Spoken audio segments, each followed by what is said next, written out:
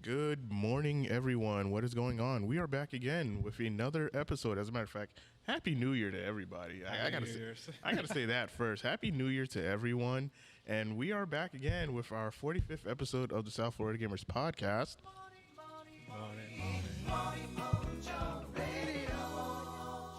That is a banger. Yes, sir. And joining me across from me is my co-host Waluigi. Good morning, everybody. Wow, 2022.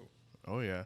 And back in the hot seat is Eddie and Will, the owners of Flynn's Arcade. Hello. Good morning, everybody. Good morrow, my dudes. Good morning.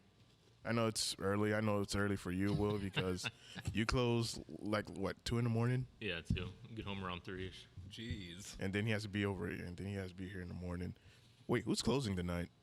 Yes. Jess is here, so. Yeah. Oh, so, Will, you have the day off then. Well, it depends. Yeah, somewhat. Depends. Somewhat. All right, so this episode of the podcast is going to be available on SoundCloud, iTunes, Anchor, Spotify, and Google Podcasts. Wow, I'm drawing a brain fart trying to think of all the audio hosting platforms that we're currently on. We're usually on a lot, but just look up Anchor South Florida. FM, Google, Apple. Yeah, just look up South Florida Gamers Podcast. You'll find us there. You'll definitely find us. Anyway, reflecting back on our last episode, which was 44, when we recapped with CEO, and we had 4 of the guests here. We had So2 Technique, Beefy Manatee, Nightbreed, and Herbs, and we were just talking about CEO and our experiences there, and it was an awesome time. So, Oh, hell yeah. definitely have to get a couple of those guys for solo interviews. I mean, we already did Herbs already, so we'll have to get the other 3 on solo interview sometime this year. Oh, my God. I'm definitely curious on So2 and Beefy. Oh, yeah, definitely. Oh, especially Nightbreed, too. All right, so enough of the recap. Let's go ahead and talk about our guest here, well, our returning guest. And 2021 has been an interesting year for Flynn's Arcade. And what are y'all thoughts on it? It's been a productive year. We're sitting in probably the biggest project we've done so far. So we're in the expansion space. I was watching the previous video, and we were in, I think we were on that wall over there on the other side. And so we're in the expansion space here at Flynn's, and that's probably like the largest thing we've worked on. And it's still a work in progress. There's still items like small stuff that have to be done. Very cosmetic. Yeah, super cosmetic. And then we have what's it called? Like different avenues we're like entering with like Warhammer. That's new. Yeah, we didn't really do Warhammer before. I think Warhammer's new. What else is new? Got more of the Gunpla stock, and Yep.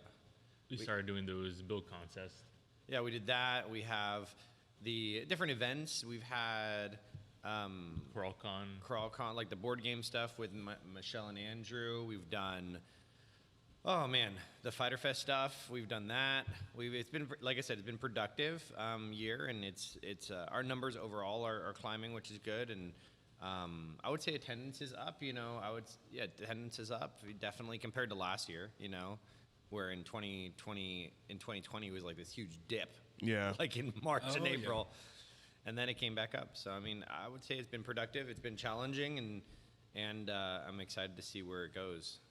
What would you guys say that was one of the biggest learning lessons that you guys have done in 2021 as far as business-wise? Lessons? Like what do you mean by lessons? Like anything we've learned? Yeah, anything that you guys learned. What about you, Will? What have you learned? Let's see. Prepare for the unexpected. Yeah. Prepare for the unexpected. I would say that the biggest lesson that I've learned is that no one's going to care about what you care about as much as you care about it. So you have to learn to be okay with people's like inability to be as enthusiastic about something or to help out with something or to see it through. A lot of times you find it even with sometimes like in volunteer situations where you'll have people like, oh yeah, I want to volunteer, and then all of a sudden like 10 minutes later, they're doing something else, and it's okay, it's understandable, but that's one thing, that's a lesson I've learned a lot. Like you have to really come in with the expectation that they're going to help as best as they can help, and to really count on yourself and to see it through for yourself. And yeah, it's been interesting with that one, especially as we have events and go to conventions and stuff. Now, in 2020, when me and Waluigi had you guys as our first guest, and we were on the other side, and this was before this side even started, and now we're over here. Could you explain like what was like the long process of getting to the expanded side? Because I think a lot of people didn't know like what was the real challenges behind it, as to what you guys had to go through to make this side possible.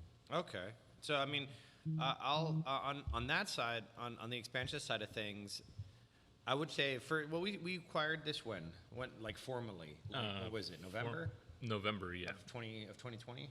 2020 November, yeah. Yeah. So we acquired it, like legally, like November 2020, and then the lease was executed.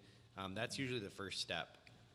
The lease was executed, and actually we started working on this. We started working out this probably like June of 2020. Yeah, June. Because you have to get all the formalities out of the way. Like how much renovation are you doing, and then the credits for that, and then making sure that the insurance is in place. Basically, working out a deal for the lease. Yeah, working out a deal for the lease. How much rent, or what we're going to do to decrease the rent, stuff like that. Yeah, so that's the first step. And then in June, then in November, now we worked that out from June to November. Then November, December-ish, we executed like a lease. So we signed, we paid first, last security to it, and then you're off to the races. So then that's made up of what? Like permits and contractors? Getting contractors, subcontractors, architect, getting everything drawed out, planned out, and waiting on other people, bids and stuff like that. Yeah, engineering. And then that took, I would say from what, like November to like June-ish? Like May, June of 2020? Yeah, like May, June. So it took like 6 months to do that. Then once that happened, and there's little stuff you can do through that process. Like you can, there's carpet, you could tear the carpet up. If you got to paint, you can paint. So there's little things we could do. But remember, this side hadn't been occupied In 15 years. Yeah, 15, 16 Wait, 15 years? Yeah. Yeah. Holy So it hadn't smokes. been occupied in that long, and so building code had changed a lot. Yeah. So There is very, very questionable electric work in here. yeah, Oh, goodness. and you deal with a lot of everything was wood. There's wood beams everywhere. Oh, God. So nothing was metal. I don't think No, there's there was nothing metal There was no except metal for the studs. ceiling grid. Yeah, the ceiling grid was metal. We did find like metal studs throughout, like leaning against walls and stuff, but nothing in the construction was originally metal. So then you have that, and then so through that process, then once the permits and all that stuff were in and issued and all that kind of thing, then the work can commence. So you start with electrical, or you start with whatever, like demolition. Yeah. Like you're basically tearing down walls and modifying things, and then sealing the floors and all that sort of thing. And then, what's it called? And then, you go through just a process of different steps. So you had the AC guys in here at one time, the electrical guys in here at one time. There's no plumbing in here really that had to be retrofitted, so that really wasn't in effect. Yeah, no. It was more of demolition because it was like a dentist office, and we had Yeah. like 8 offices in here or something like wow. that. Yeah, like I remember when I was here, when you guys showed me what the other side looked like, it was literally just walls and doors like everywhere, and now just seeing it completely just torn down, like this is the only thing that's still standing from what Yeah, the previous. from the previous. Yeah. The wall behind the stream setup. Yeah, and the only reason that's there is because the electrical panel's there. Yeah. So if that wasn't there, then that would be gone too. But yeah, you have to leave certain stuff. Sometimes you just do a pricing analysis and you determine, the electrician will determine like, hey, it's cheaper to keep it, or is it cheaper to replace it or remove it, or does it need to be replaced? Is the electrical, like we replaced one of the boxes. Yeah, we replaced the one in the back just because it was an older electrical box and it's fire hazard. Yeah. So we had to buy regulation. So you have to do that, and then the ACs, these are brand new AC systems. So you have a lot of unexpected expenses, and Flynn's, thank God, Flynn's fueled the money from Flynn's fueled pretty much a majority of this renovation. I would think anything outside of $10,000. I think $10,000 we had acquired in a different way, and every other than that, it was funded. We used money, like pretty much we would buy things or pay things here, and then we would use that money, and then we had some donations as well here and there, And then we did all the labor. Yeah, the labor. We pulled all the permits. My company pulled all the permits, and we did all the labor. No labor, and I think my brother came one day, but that was like it about. Yeah, and a couple of guys helped out. Like I know Chris was here once, and Ray. Chris was here a little bit. And Sean, I forgot. Sean was here, and Ray was here, and Jacob came by a couple times, and different people had helped us throughout the thing. But your labor cost is the most expensive thing, in my opinion. No, it is. Because you're like sitting at how much an hour? For average contractor, looking for $98 per hour. Holy It's called $100 an hour. Woof. And we were working on it for. Now, mind you, we were doing it ourselves, so it took us like 8 months to do the work. Yeah, that's another reason why the timeline was a little bit much, because it was just me and Eddie and a couple of guys here and there. Yeah, and we still, like I said, here we got more cosmetic stuff to finish, some places to paint, got to do something with the floors and just kind of move things around a little bit, finish the murals up and things like that. But, so you can do the math. Imagine if you had to do the labor yourself. You had to pay for that labor. And so you're probably looking at what, at least 30 to 40 grand just in labor and contracting costs. Yeah, even more than that. I mean, that's just labor, not including permitting, not including the materials, drywall materials, dumpsters, and paint and nails and electrical panels and AC and everything like that. I think right now when I looked at the last set of numbers, we're falling somewhere between like I think $50,000 and $60,000 just on this side right now. Wow. So and that's outside of like the labor cost. So imagine you add $50,000-$60,000, you add another $40,000 to $50,000 on that, you're sitting at just under $100,000 or just over $100,000 just to do it. Wow. So that's what a lot of people don't understand. But it's like ignorance. Ignorance is bliss. It's not ignorance isn't a bad thing. It's just you just don't know. Right. So the people come and be like, oh, I want to start this. I'm like, are you sure about that? go for it. Yeah, exactly. Are you sure about that? Are you Is sure? this market okay? Are you sure? I mean, hey, I'm not for crapping on anyone's dream, but if you have, Do a little bit more research. do a lot of research. Like that needs to be your foundation.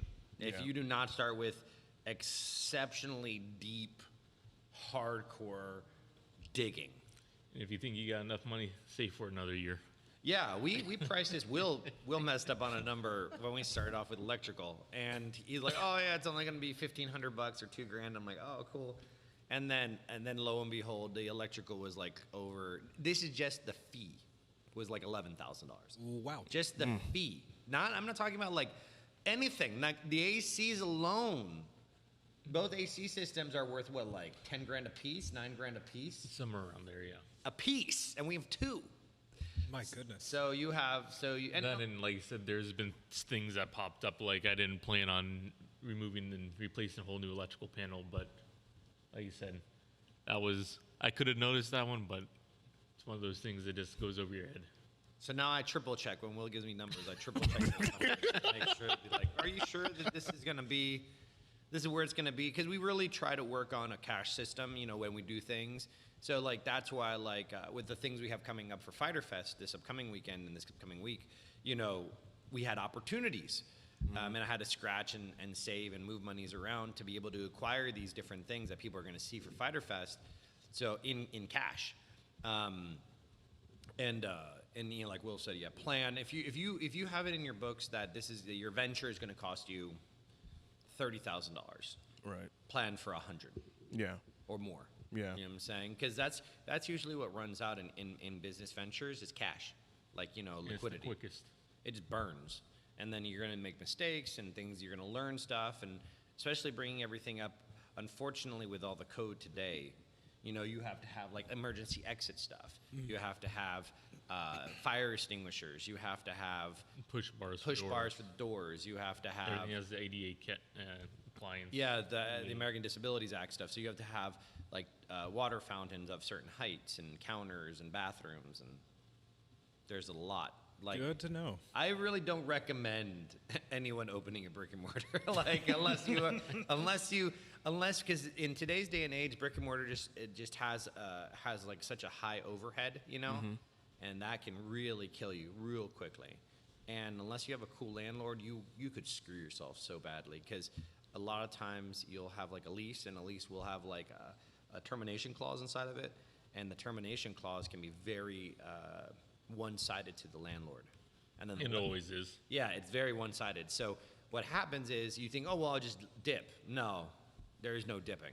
If you dip, you're still financially responsible for the remainder of the lease. And think, if you are paying $4 a square foot at 1,000 a square foot, or 1,000 square foot, you're at $4,000 a month, and then you times that by 12, you're sitting at over $48,000, right? $48,000 a year. Yeah, And then that's- your lease is Holy probably 3 years, and let's say you dip after the first 2, you owe $100,000. Now, will they come after you for the whole thing? That's highly unlikely, but still, yeah. It just looks bad on you. Yeah, it could be really difficult. I'm not discouraging anybody from doing it. It's just like Will said, The reality. the reality of the situation, to do your homework, like do your homework and be mindful of everything.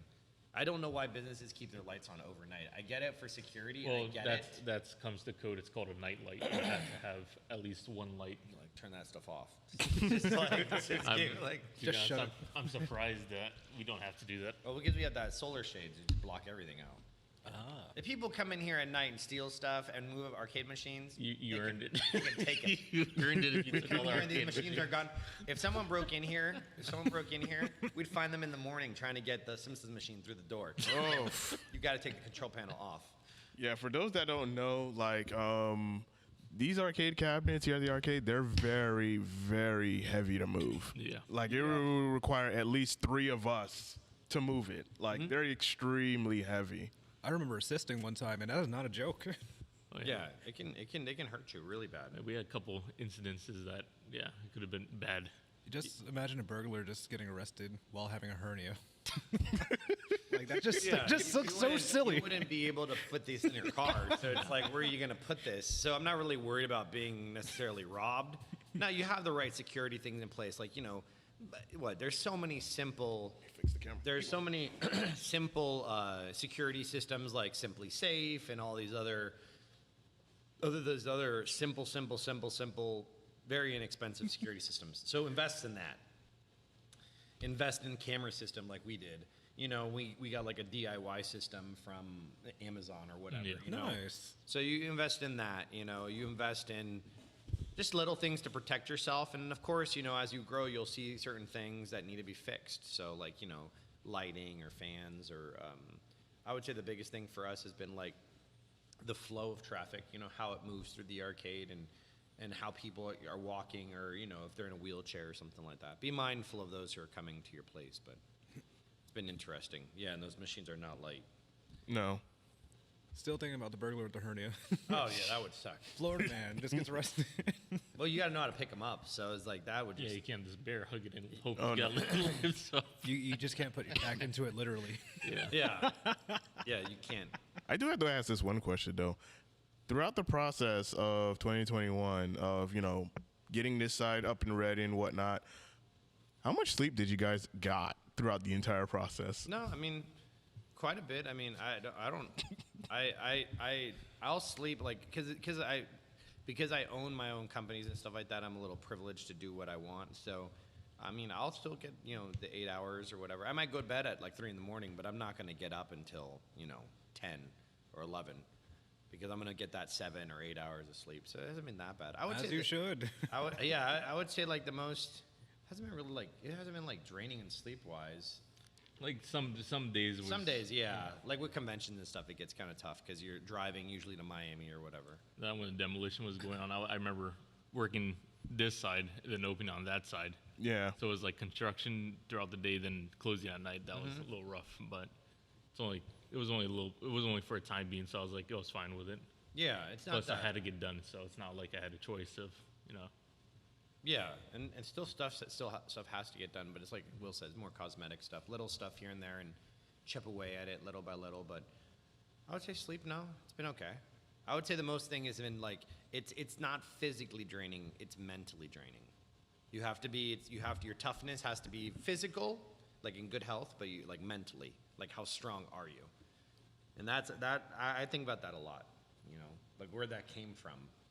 Because I'm pretty sure you guys have days where it's just like you're just like mentally tired. You're just like, I just need a break. I just need to at least get like maybe 2 or 3 days to just unwind and relax or whatnot.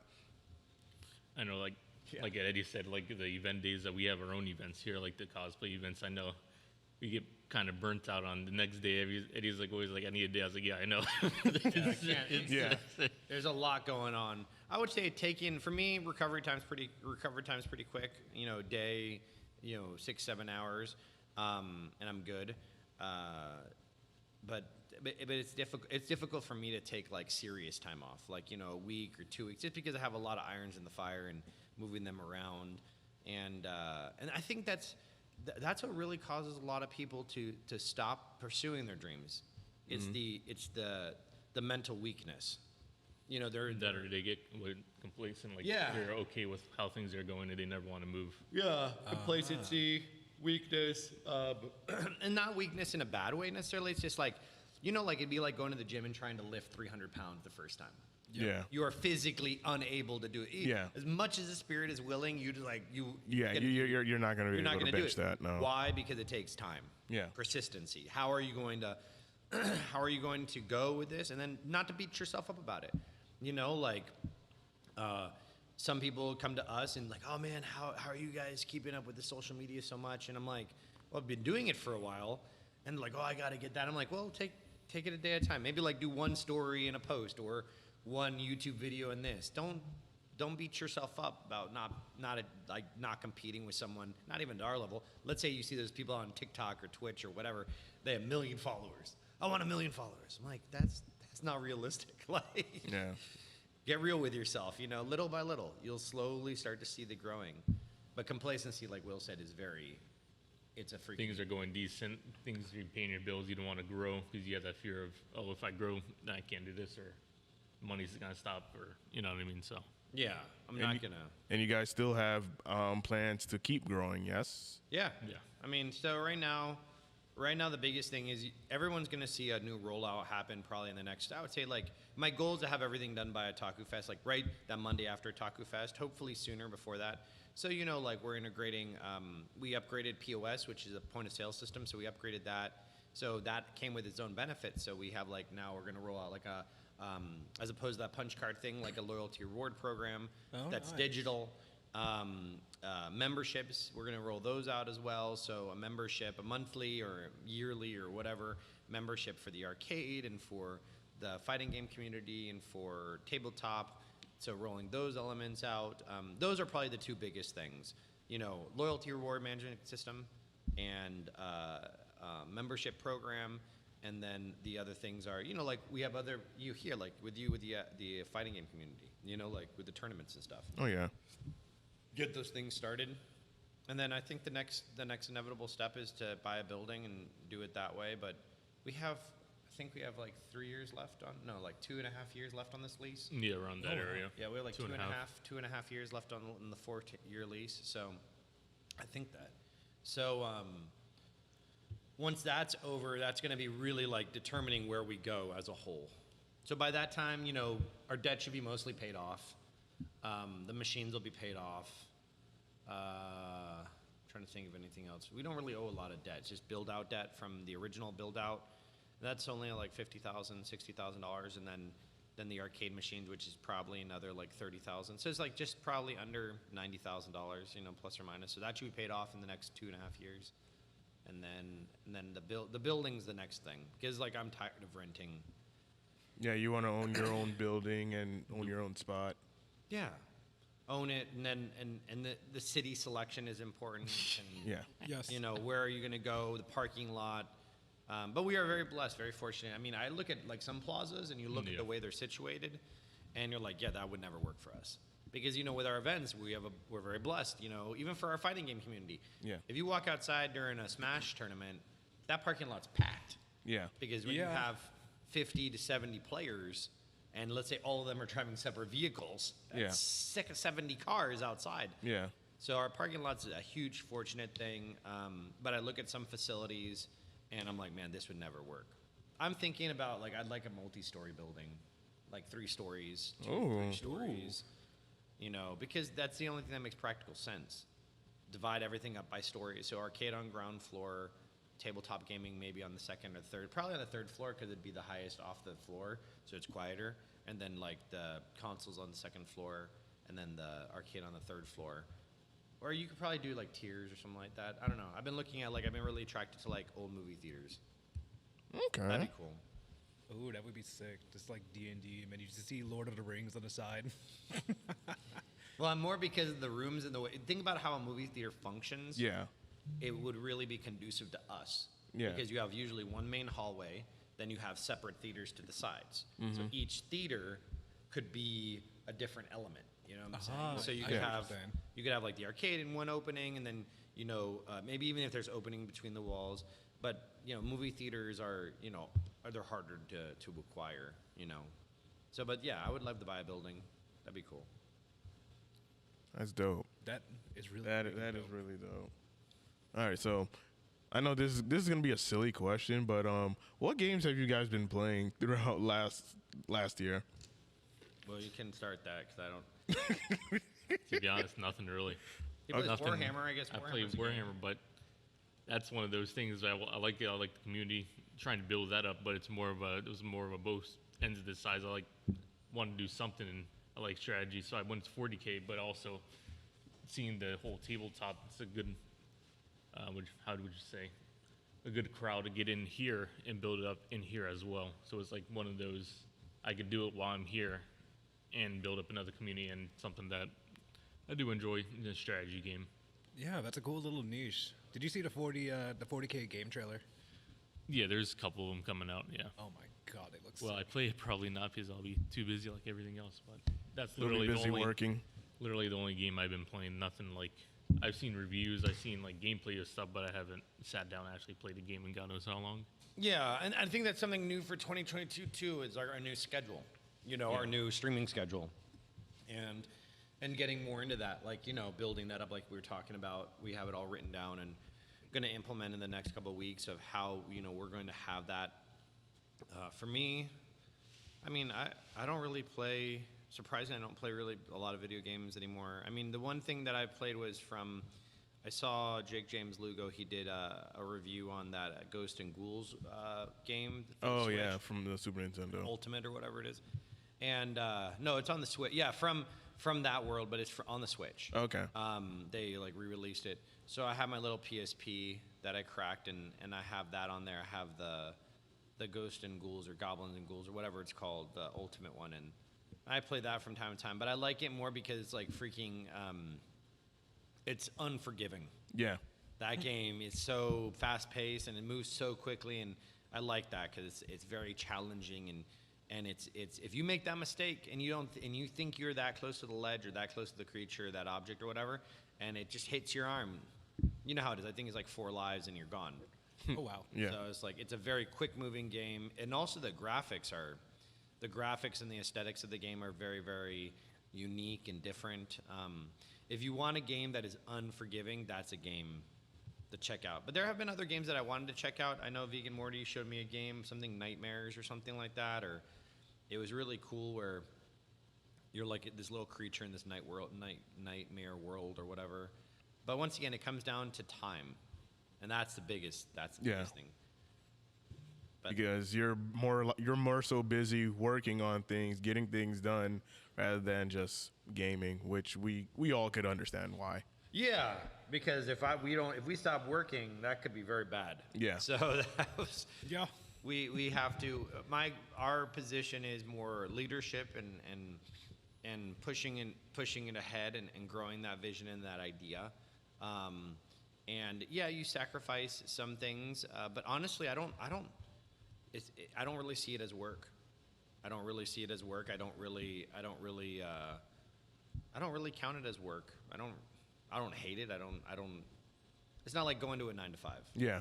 If that makes sense. I mean, you don't really. I've been doing it for so long. You don't really You're like, okay, I gotta wake up and do what I want to do.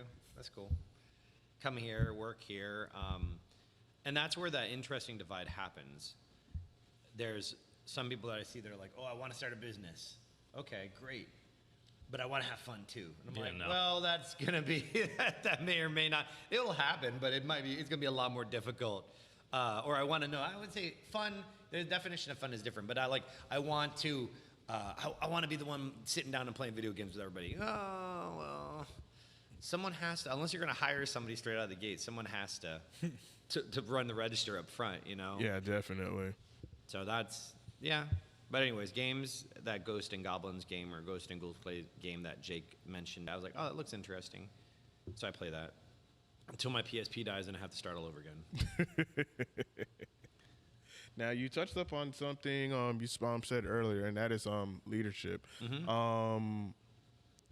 2021, what were some of the things that you would implement as far as leadership? Because one of the things that I did notice is that you're slowly building up your pretty much your team, and instead of having a lot of people come to you, they're going to your team of like different stuff. Like if it's Warhammer, they'll mostly go to Will or someone else. If it's anything Gunpla related, it's Ben. If it's anything fighting game related, they'll go to me. So what can you explain about your role in leadership and then building up the team that you currently have now?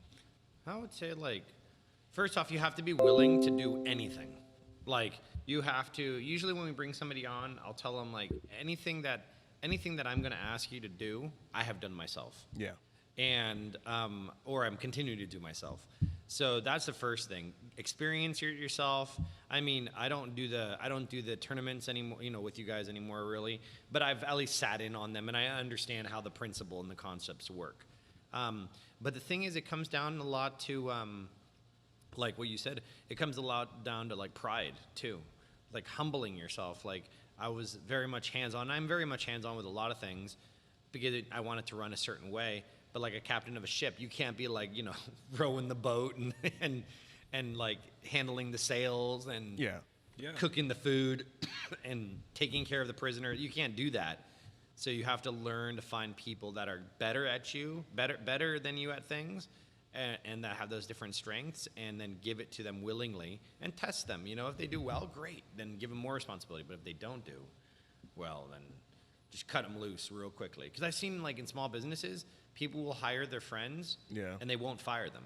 Yeah.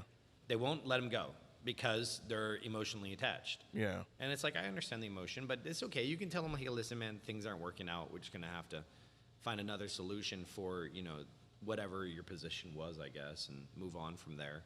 But that friendship doesn't have to die. It just changes, you know? But yeah, I would say that.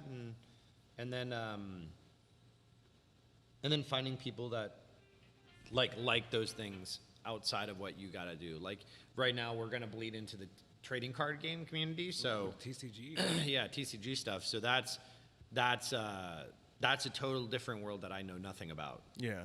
And so we'll know somebody, or we've had someone come in. We had one guy. We have a guy that comes in, and so hopefully he'll be taking kind of that charge on that. And then I would say, yeah. I'm trying to think if there's any other leadership things with like developing a team. Probably conventions. I know we have a few week, kind of calling for conventions, and we have a new girl coming in for events, so that should be another somebody else coming on the team for events and stuff like that to help Eddie out, kind of plan out events.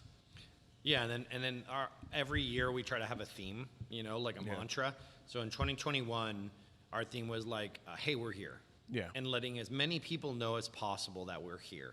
Now, it's shifting ever so slightly. Now I'm focused more on outreach, specific targeted outreach, meaning you're going to approach the groups and the Boy Scouts and Girl Scouts and all these different organizations that may be interested in coming to Flynn's or, renting the space or, having us host an event or whatever the case may be. So, and yeah, Will's spot on. We have a young lady who's going to be hopefully coming on with us soon and to help me with that.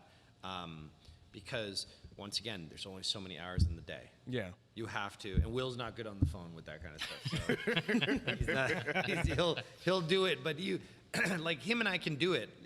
We both possess the skills, but she's good at it. You know what I'm saying? She's good at it. She has the abilities. She's smart. And also like psychologically, like when people answer the phone, when it's a woman's voice or more of a feminine voice, the response is usually more positive than a male voice, you know? So there's other little things that I'm not going to give all my trade secrets away, but there's other things that we have. Understandable. We have all there. Not that I don't trust you guys, but you never know who's watching. Oh, yeah. So, but yeah. Oh, yeah. Yeah, because it's been interesting to see where Flynn's was back in 2019. Then you had the pandemic, and then fast forward to now. Now we're in 2022. Now you have this community of people, and within that community, you have your ambassadors, your people who are, you know, a great representation of Flynn's, and it also takes the load off of both you and Will instead of trying to cover everything. Now, just like, hey, if you need to know something, ask this person. This person's gonna end up telling me, you know, what you just said. It's just pretty much like in a way, what I'm trying to.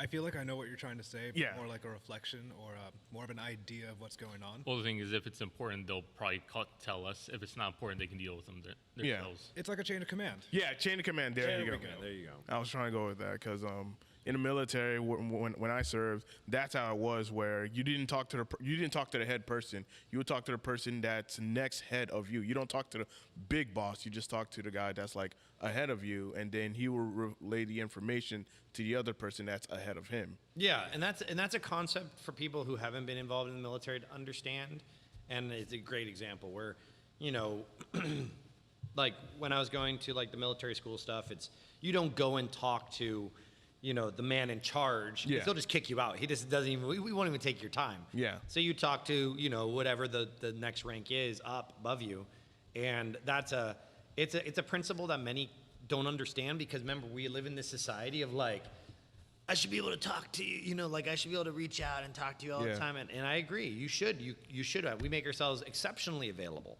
Yeah. But some people like with tournaments are like, well, this guy.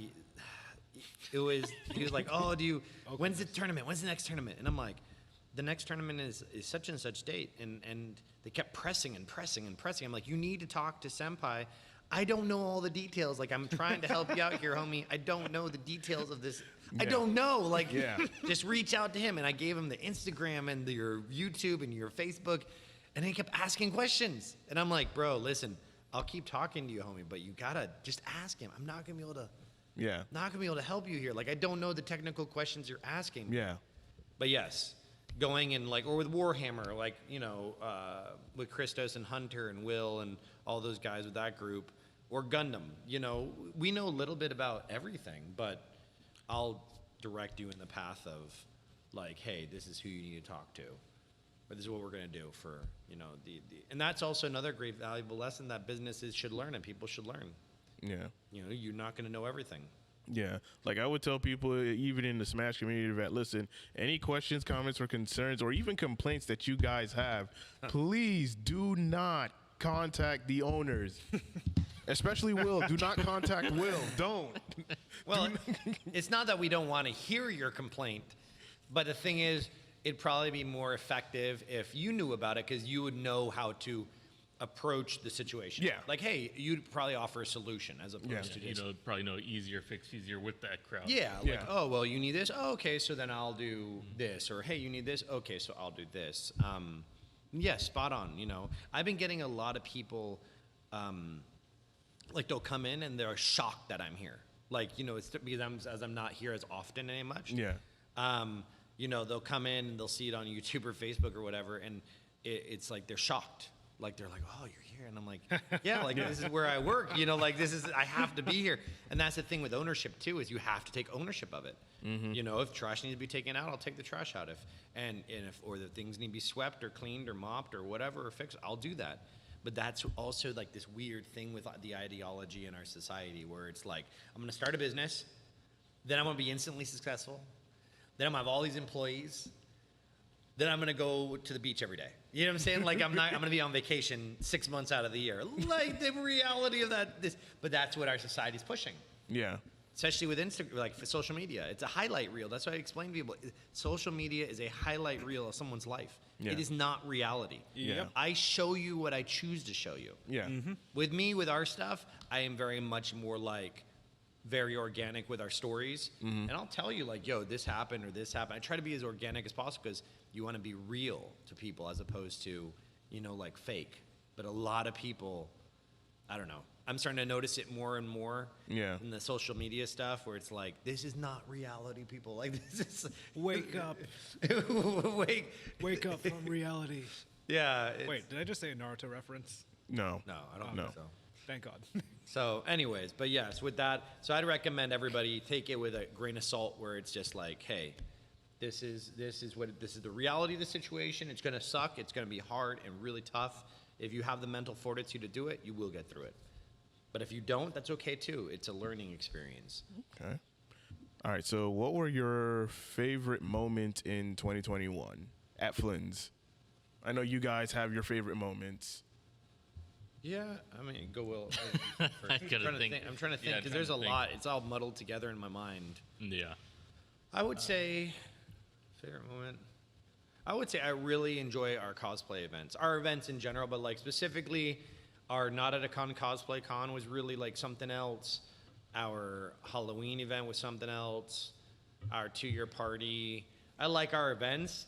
The reason why is because of the mere fact that there aren't a lot of opportunities outside of conventions. Yeah. You know, like there's not really for the average. Let's say this. Let's focus on the cosplay community. For like the average cosplayer, they don't really have the opportunity. Like, let's say they can't afford a ticket or they don't drive or whatever, and they can't go to those places. It's really cool to see them come out here and try their cosplay, or they want to get introduced into the community. I would say that's a really cool thing, and also the fighting game community. Yeah. That's very unique in itself too, especially after Versus went down. What, a year and a half, 2 years ago now, or a year and a half ago, that went down, and now we have all these other things popping up in that community. That's really cool to see. Different cons mean new people at cons, probably. Yeah. Yeah. New people at conventions. Trying to think of anything else. The other thing that I think about a lot of times when I just look at our crowd is I think about all the connections that people have made. Like, Right. excuse me. I don't think, we can't take claim probably for somebody finding their life partner yet, but I know it'll happen. Meaning like their spouse or their significant other. I know it will. I know it will happen because of us. But not because of you and I, but because of the facility, the environment that we've created. That's cool. Or the friendships too. You see a lot of these unique, weird friendships forming where it's like, if Flynn's didn't exist, would they meet? Yeah, if fate had it. But like, it was cool to see that. I don't know if that makes sense. Being developed here. Yeah, forget that he went to Jared. He went to Flynn's.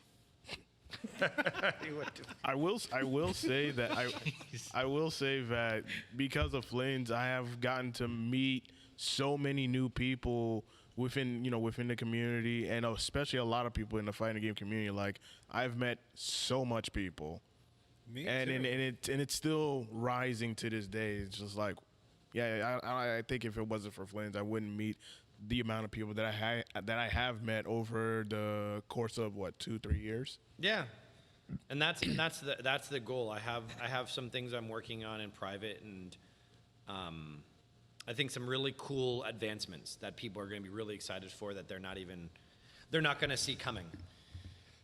I see we have comments coming in, but I can't really read them Yeah, from I there. can't read. I just It's a noticed that as it's a well. little close. If you want to read them, I just want to make sure anyone's getting missed. Okay, let's see. We have Sean saying yo. Yo, That was in the morning. We have He's still AJ, here. We have Chris saying your. We have AJ Lopez saying morning. That's me. We have. That's me. Okay, that's all. We have I reply to chats now. one of my followers saying Happy New Year to myself and you guys, the owner. awesome. We have Ben in the chat. We also have Sean. Senpai. Most of the people I talk to now, I meet at Flynn's. That's coming from Sean. Blandish. Yeah. Yes, my dog. Nice. I like. Yeah, like all of the chat messages are coming from all three of the websites, Twitch, Facebook, and YouTube. awesome. So That's good. Yeah, I'm watching it live on Instagram. A lot of people seem to be joining the chat.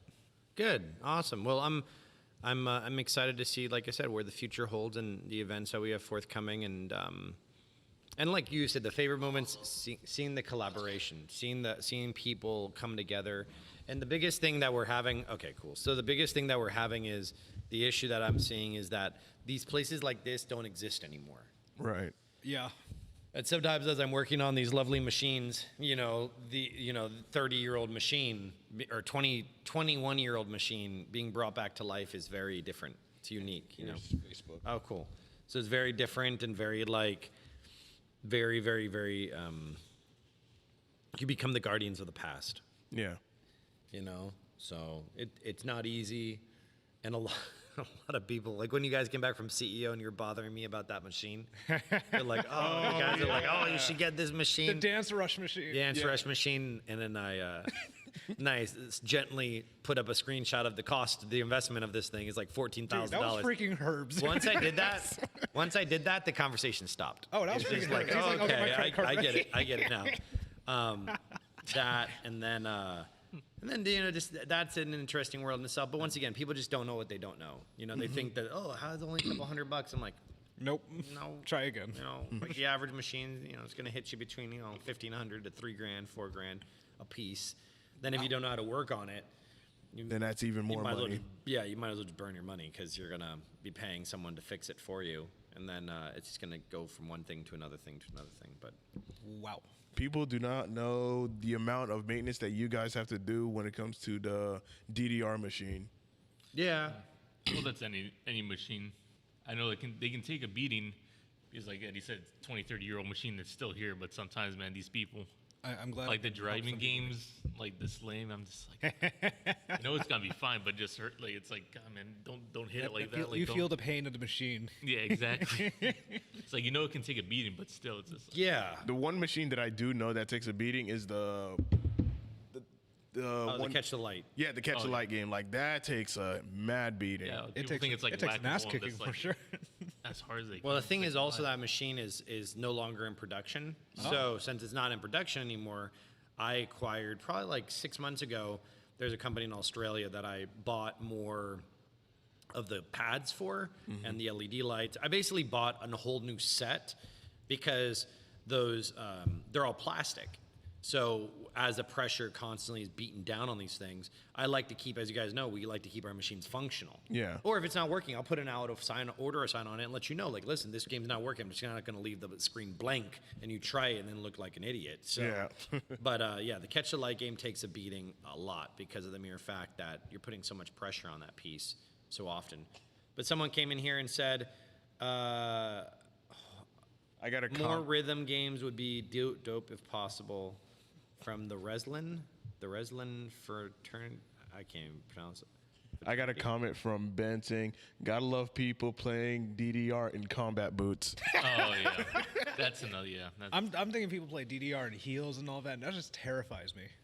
Well, you'd be surprised. Those pressure pads are probably like probably have a quarter of inch thick plexiglass, so they can take a beating.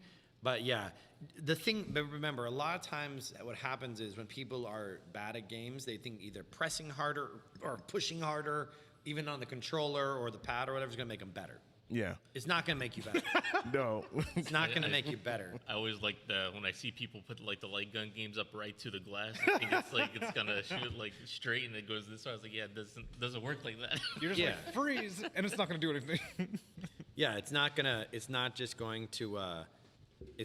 to make you a better player.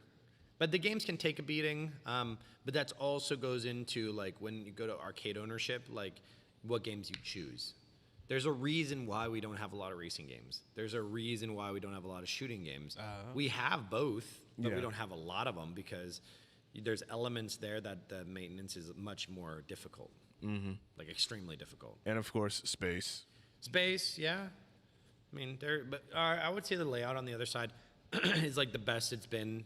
Out of all the layouts we've had, it's the most conducive to the space. And we still have plans to like turn some of the machines and excuse me, reposition them just to make it easier. But that'll take time as I build these other machines up. We have people, FGC. Oh, Gabe. I know Gabe's going to come to, Gabe says thanks. I know Gabe, I think Gabe, you're coming to the Fighter Fest weekend, right? He was asking me about some things. About I got Oh, another. Brando. I know him. I got another comment from Ben saying more rhythm games would be great. Keyboard Mania or even Paradise. Is this Uber's cosplay? He knows. Yeah. I imagine the upkeep on those would be intense as well. Ben, you keep asking for these games, man. These That's like you and said. virtual virtual yeah. on and stuff. Yeah, I saw you sent that over. I He's want like, I found Para two. too. I want Guitar Freaks. I want DJ Mania. Why on earth would you want Paradise? The thing is that well, Ben knows. He's just busting our I chops know. about this, I but know Ben. I know. Why. He's I think what we're gonna see happen is that a lot of these rhythm games come from outside the country. Yeah. So and a lot of them aren't even allowed. They're not even really technically supposed to be in the United States. If you read their legality behind it, this is a purely Japanese dedicated cabinet. This is not supposed to be in the States. There's certain versions, certain rhythm games when they load, that's what they're saying. Like in the Japanese sequence, that's what they're saying. Yeah. But I think Para and all these other ones and DJ Mania and Guitar Freaks and all this stuff, because they're Japanese games, to get them here, I've looked, trust me, I have done the research. To get them here, I found one. The machine wasn't that expensive. The machine was maybe $700. You know, it wasn't super expensive. The shipping to get it here, Lord. direct from Japan, the direct shipment was $3,500. Woo! Because you're freighting it. It's a freight shipment.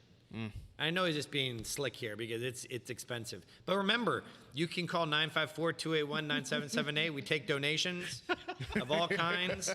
If you donate a rhythm game to Flynn's, I will give you a lifetime membership for free. Any rhythm game. If you donate a DJ Mania, but it has to be working.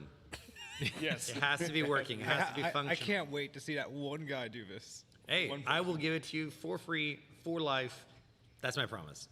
But it needs to be a rhythm game. Same with the Dance Rush, cabinet as well. Yeah, $15,000 investment. I would gladly give you a lifetime membership, but you got to include maintenance on it for life too. Oh my God! Because the At thing that is, point, the everybody to conventions more too. lights and the more sensors, they're really cool, but the maintenance is just a monster, you know. But that brings you into another point: is that many would think that the more games you have, the more people will come. Yeah. That has nothing Nope. to do with No. it. Nothing to do with it. It's all about like you have been talking about a lot with the fighting game community. It's about the experience. Yeah. What experience are you offering? And I've seen many people go die because they get into too many verticals at once. So they let's say they're a toy store, so they have Funko Pops and Legos and Gundam and Warhammer and this and that and this and that and this and that and this and that, and all their money is out there in assets, but store inventory. So you got to know where you sit, you know. Waluigi says, yeah. So yeah, on shipping alone, exactly. I don't know if I'm a like, game shipping is called brutal. Gunslinger Stratos is allowed statewide because I saw it at a classical. Ben also says, if you want, Eddie, I can give you a contact in the UK for Japanese cabs. I sold the guy a costume last year. Shipping likely still high, but probably better than going Yeah, to right. Japan. Like COVID with the UK right now, they probably have to give the machine a COVID test to see if it can make it to the United That was States. good. There's an arcade that I know, I'm not going to drop the name. There's an arcade that I know in British Columbia right now that closed their doors because of what's going on. Right. Rip. In British Columbia. That's not that far from the United States. It's I just don't know what's happening with the arcade world. It's just it's crazy right now. Everyone's playing games. But yes, Ben, you can share the contact. I'd love to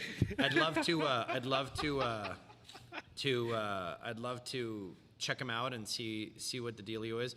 There is still a large body of water between them and us, so I imagine that the shipping would probably still be pretty intense because I'd imagine it's the same.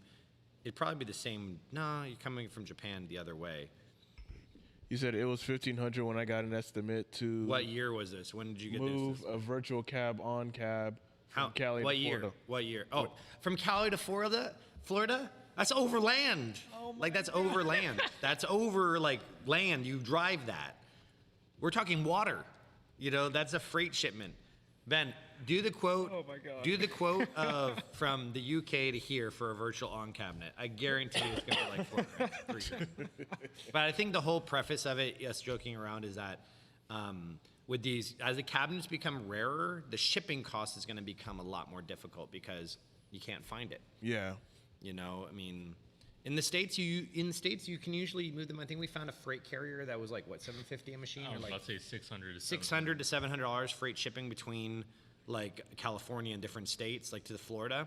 So usually there's a flat freight shipping rate that we know because we know guys in the industry that do this. But the issue always lies when you go over water. Yeah. That's the issue because now, especially with the port issue we're having, you have international. yeah, like I know of an arcade that ordered candy cabinets from Japan recently, and they're still stuck in freight. Like recently, when I say like the last year, and they're still stuck in freight right now. And remember, you have to fill up. Usually, the way it works, because I've looked into it, usually when you buy machines from another country, you have two options: A, you pay freight on that one machine, or B, you fill a container. And a container, and I remember, I forget, it was like 12 machines, I think it was like 10, it was either 10 or 20, it was increments of 10 machines, like all those machines in that one cabinet, and they cannot guarantee the condition. Oh. They'll tell you straight up, we do not guarantee condition upon arrival, upon departure, whatever, it doesn't matter, like we don't guarantee it. So Risky. like let's say you buy one arcade machine, there's 20 of them and it's $500, that's 10 grand, right? Sitting, is that 10 grand? 20. Yeah, I think it's 10. Is it 10 grand? I think it's 10 grand. Someone $500 wanna a do the piece math? and like times 20. Yeah, I think it's 10 Yes, grand. 10. 10 grand sitting in a shipping container, then another 5 or 10 grand for the shipping. You have $20,000 out there in the ocean just chilling, Oof. hoping to God it gets here. And then when it gets here, hoping to God it works. Yeah. Yeah. And getting on a timely manner. At that. Yeah, you can buy the machine. But yes, I think we're gonna see that happen more. I do remember last podcast when we had you guys on. I asked, I think no, it wasn't me. Someone asked a question. Do you think there'll be more arcades coming? Will the arcade, scene come back? And you said that no, it's not going to come back because of there were certain factors that's not going to allow like your traditional arcade, shop or whatnot or business. They're just, they're going to be very, very rare to find because the machines are becoming more hard to find, more hard to acquire, and of course the maintenance. Yeah. What do you think, Will? Yeah, I think there's that, and now there's a couple other reasons, but yeah, I think so. Like maybe like a arcade bar, that's more likely than like a arcade. You know what I mean? Like a full-on arcade, I don't think so, but more likely an arcade bar. Like have a couple of machines and have a bar with it. Yeah, I mean, we're hitting in our collection. We have over 60 machines. I mean, that's pretty. Like that's a good amount of machines. I mean, you could fit. I'd like to see double that. I'd like to have 100 machines or 120 machines. That'd be dope. But yeah, maintenance, them disappearing. Florida didn't really have any large stuff. What'd he say? That's Ben. He says, "Let's go to Fukushima and raid one of those Irradiated arcades. irradiated arcades for their machines. I'm willing to absorb a few rats." Did he just use a Fallout reference? I have toyed around. I have seriously toyed around with the idea. Will and I have talked about going to Japan, one of us, and going to get the machines there. Oh my like God, that going sounds there, fun. creating the relationship, and then buying them there. Because the Sega, was it Sega? Something just shut down, or like recently within the year or whatever. One of their arcades or one of their main gaming places shut down. So there's a lot of arcade machines out there to acquire. Yeah. But once again, the shipping costs. But I've thought about it, Ben. I mean, I've thought about like even the ones that are like into the like in the United States, there's a couple like arcade big spots that are like no longer open to the public. I guarantee you there are machines in there. Well, it's like when I picked up the Aliens machines when I went to St. Petersburg and Orlando. The guy picked up the Aliens game that we have here, Flynn's. He actually was selling the Aliens game because his wife bought him the Tron from Oh my Disney God. Quest. Disney Quest had those arcade machines in there for like 5 years. That was down, and they Holy like smokes. recently they put all the arcade machines on auction. Well, yeah. Now Disney Quest is that like NBA place or something. I have It's no like some idea. basketball place. I think it is now. All I know is they were sitting there for like 5 years collecting dust, and they finally decided to auction them out. Like you said, like they've been. I'm sure there's places where they just been sitting there for God knows how long. Yeah, I was right. Uber said Sega Joyo Populous. Yeah, Joyo Ploys? yeah, that one shut down. Like it's an arcade, a large arcade they had. But yeah, like Will said, South Florida didn't really have any huge arcades, so we Yeah. had like Grand Prix and Bigfoots and Flippers and a couple other places. But most of them turned into the like, not arcades, but I forgot the name for the like family entertainment. ticket machines. Oh, like gotcha stuff, like yeah, redemption games. Redemption, yeah. Most of them turned to like redemption. Because that's where the money's at. Yeah, exactly. That's where the money's at. Because it's all a randomizer. Then it's all corporate. Yeah, it's all corporate. But I think to answer your question, do I still believe? Like I agree with Will. I think you're gonna see a as you're seeing places pop up that have a handful of machines, maybe Yeah. like 3, 4, 5 machines max. Couple consoles. Couple consoles, maybe a few other items, but because of how much overhead there is to get these things and how difficult it is, I don't see it happening. Right. I don't see it happening as quickly as you would think. Right. But if you ever do go to Japan and you need to take someone, you might as well take Ben with you. Take us too. Shoot. No, He's got the dogs. He's got the Yeah, you dogs can't- now, you so he can't- can't go. Ben will find a reason to go. Well, I know. Do they have flights open to Japan now? I don't I think so. I think so. Maybe. I don't know. If I'm Well, let me check on your computer. See what the cheapest flight would be to Japan. I mean, I would go to Japan. I think it would be. I probably wouldn't go. I'd probably send Will there because the mere fact that there's just so many things that have to get done here, it'd probably be very Christ. overwhelming. How much? 1,200. 905. Round trip? It's around 17 hours. Is it look, round trip or one way? I think it's I'm looking for Miami. It looks like it's one way. Let me double check Google. Jesus Christ. The thing is, like, a lot of times from what I've seen is, like, if you go down there and you can, like, find the districts, you can buy them. They're not that expensive. I mean, there's so many over there.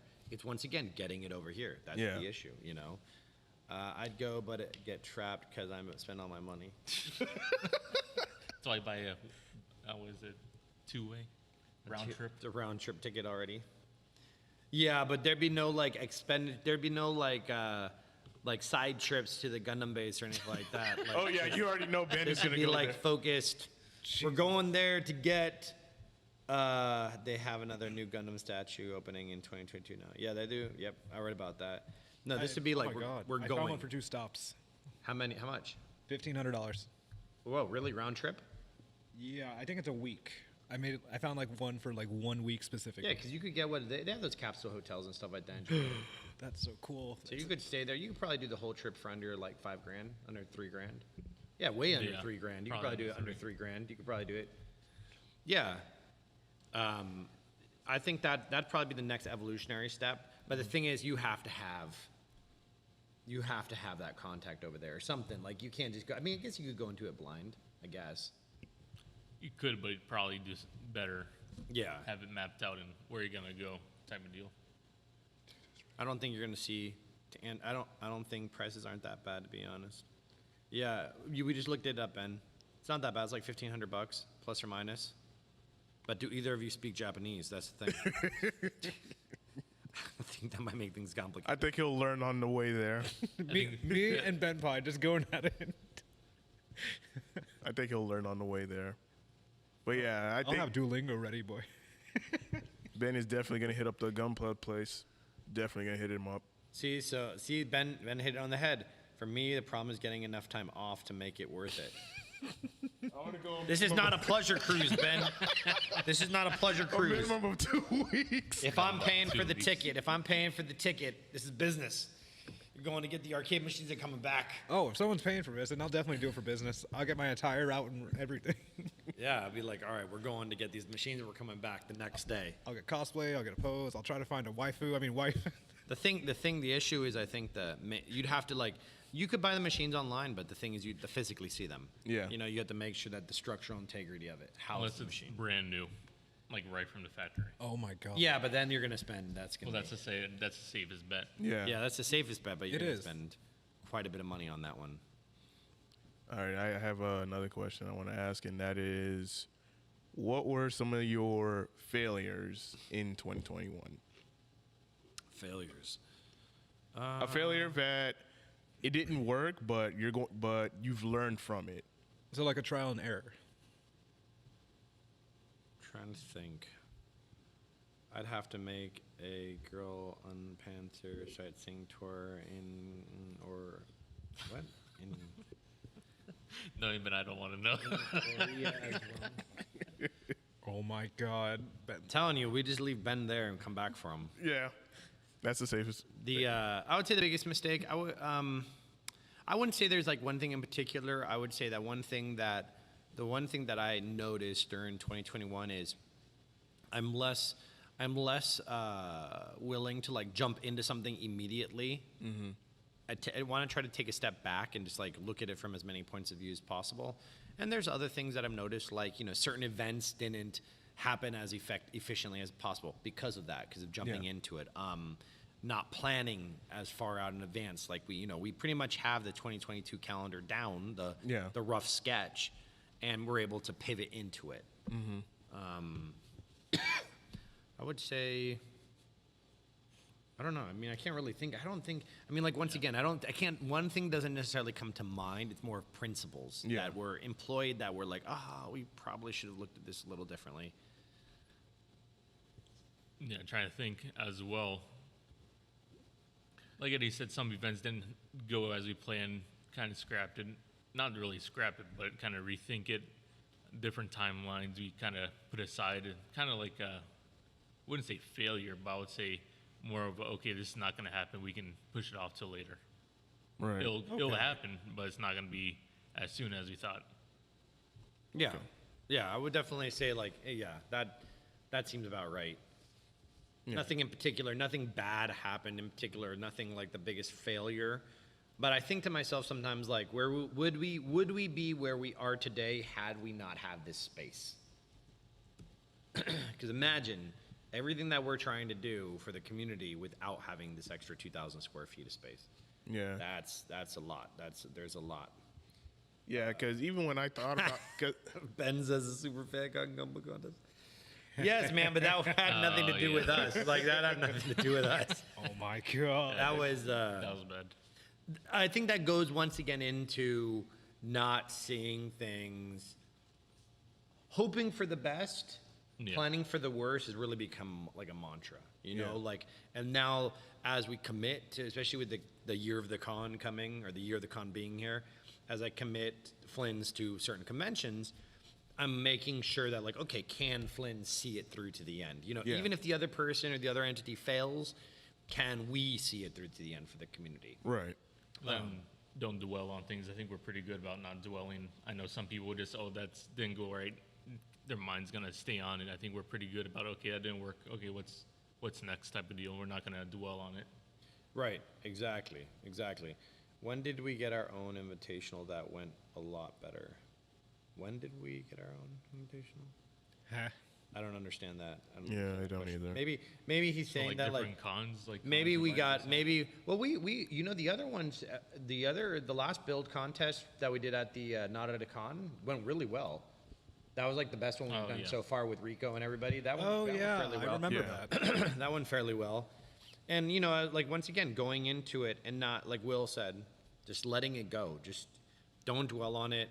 There's no time to, like, there's no time in life. Yeah, like, you learn from it. Don't be dumb. Learn from it, but just keep pushing forward and pressing forward. Like, oh, that was a bad idea. We shouldn't have done that. Or like, okay, well, like, I'm excited for the conventions. Oh yeah, I agree 100%, Ben. Otaku Fest. When conventions, and that kind of leads me to the next point, is that when conventions start coming back, we're a lot more prepared. Yeah. Because now we've done it, like, I mean, I think this is like the third time we've done Otaku Fest. Then we're, like I said, every convention we kind of tweak and how we're going to do things. Like, we're going to do something new about, like, the trailer thing, not getting a full, that, and kind of we know what to bring and what not to bring. Yeah. Yeah, and how to bring it and Yeah. the way to travel with it. And the team, like you said, Senpai, like Yeah, because you now have a team versus previous years. You would have to go run around and find people, find volunteers. Now you have a team. yeah, and then we bring our stuff with us, like we have our Gundam and we have our distribution rights set up with different companies. So we can bring the boba tea, we can bring the ramen, we can bring different snacks and different apparel, different things. And then once again, it's all about bringing that experience to the convention. Yeah. And giving the convention goers more than just walk a circle, buy some crap, leave. You know what I'm Yeah. saying? Or pay $700 for a picture. It doesn't. If you want to do that, great. But John Cena. yeah, I don't understand. I'm very much in tune with the fact that more convention organizers are getting better at providing more to the people. Yeah. It's more than just walk around with your friends, look at stuff that that you can buy anywhere else and then move on. No, we have and we're not saying it's all because of us. We're saying that it's really cool to see convention people doing this. We bring Gundam, like at Otaku Fest. So we have our main thing on the floor. I'll probably bring one machine, maybe a couple of our old consoles, and put them on the table with the TVs and stuff for people to enjoy. Yeah. We'll have the Gundam with us. We'll have our stickers with us. We'll have some snacks and drink stuff with us. We'll have then upstairs in the upstairs space, you'll be there doing the Smash Ultimate tournament, the Multi Blood tournament, the Guilty Gear tournament. Then it will be in that room with the Gundam tables and then the Warhammer. So. And then I know with Winji, he's been doing the whole Dungeons and Dragons stuff. He's got a bunch of panel stuff set up and all these artist alleys, and which is really cool because these conventions are beginning to think outside the box. Yeah. They're very diversifying. Yeah, It's heavily. it's so cool to see. Heavily. But I think what's going to happen is diversification, but within a focused view. Yes. Yeah. Some conventions, I'm looking at, I'm like, why would you do that? It doesn't make sense. Why would you have a taco making course? You know what I'm saying? I'm not saying they are having one, but it'd be something so random. You know what I'm saying? Why are they doing this random? But to remain focused with the community that they serve, to provide the experience. Anime EY did a great job at it too. Yeah, and though it was compared to all the other cons, it's a smaller con, but it's just the experience overall is just really, really good, and which is why you have people come out. You have hundreds of people coming out to Anime EY because the experience is so good. It's the same with coming to Flynn's, is that the experience is good. People are more likely to come out. Let's look at our Smash tournaments when we had them outside. We were still getting over 20 to 30 people each and every week, and that was because the experience was good. People enjoyed themselves, and they kept coming back more and more and more, despite the fact that we were outside. Now that we're inside, our numbers have went up because of the experience. Same with the Guilty Gear Strive crowd. Yeah, it's a lot to do with the experience, and also the community, and I think it's only going to get better. Ben says a lot of cons end up being glorified swap meets. I agree. He isn't wrong. They are. It's unfortunate that a lot of cons aren't differentiating themselves from other conventions. Pull your mic closer to you. A lot of cons aren't differentiating themselves from other conventions. It's tough. Yeah, even when we went to Florida SuperCon last year, and as we were walking around, it was all the same stuff. Yeah. Yeah. No, the same distributor. Yeah. Yeah. The thing, it's not to knock on them because it's as things, when you're the only show in town, you can remain the same and expect a good result because you're the only show in town. But the minute that other shows start opening up, be it conventions or stores or whatever, you have to not become complacent, differentiate, right? In order to attract more people to your event or to whatever you're trying to accomplish. And that's going to be the differentiating, that's going to be the factor that changes the whole thing. How long will the same old keep up with it? Yeah. It's like that saying, you got to move with trends. Yeah, and provide different things for the community in the different ways. Like with our stuff, with every event we do, I try to do something different with it. At least a different one element, change it, twist it, a little bit. Uber says a lot of cons do end up being glorified swap meets. SuperCon was kind of dead at the time. They're around open 2022. Yeah. We're not going to make, we hope that all the conventions are good. Yeah.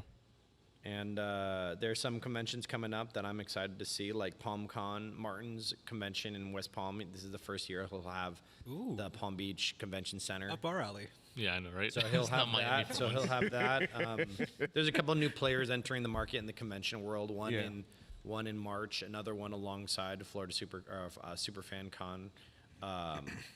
Superfan Con. One alongside that, and then another one in April in Fort Lauderdale. It's coming as well, so it'll be interesting. Ooh, things in the convention scene will be fun. Yes, We're going to be dead tired. I'm interested to see Yes, what we are. happens. I'm interested to Be see what happens. fun. But it'll be worth it. Yeah. Listen, 1-day cons are good, but Yes. 3-day 3 days, I cons don't is know just why. like Pointless. I'd don't stick know with why. 2 days. Why? You guys know that Friday is like, Saturday is pretty good. Sunday is like it Everything's doesn't. dying. Everything's like on sale. Yeah. Saturdays your money days. Just open up Friday, Saturday, Sunday. Don't do Sunday. No, or don't do Friday. Like do Saturday, Sunday, and then try to plan it off of a weekend that they don't work on a Monday. yeah.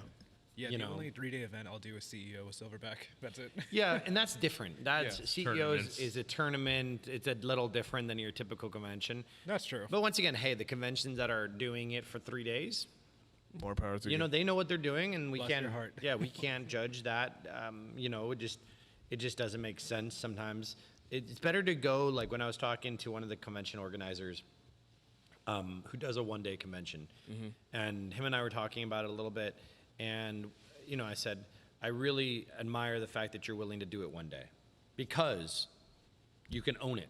You give everything you got to that 8-hour period or that 10-hour period. Yeah. And just don't leave anything on the table. Yeah. Just go for it. I remember years ago, Florida SuperCon was a 4-day con. Oh my God, I remember that too. Really? Thursday, Friday, Saturday, Sunday. That's I think that was like early 2018 or 2017. Yeah, 2018 or 2017. before the purchase happened, before Reed Pop bought it. Before Reed Pop bought it. Oh, so Mike and them owned it still or whatever. Yeah.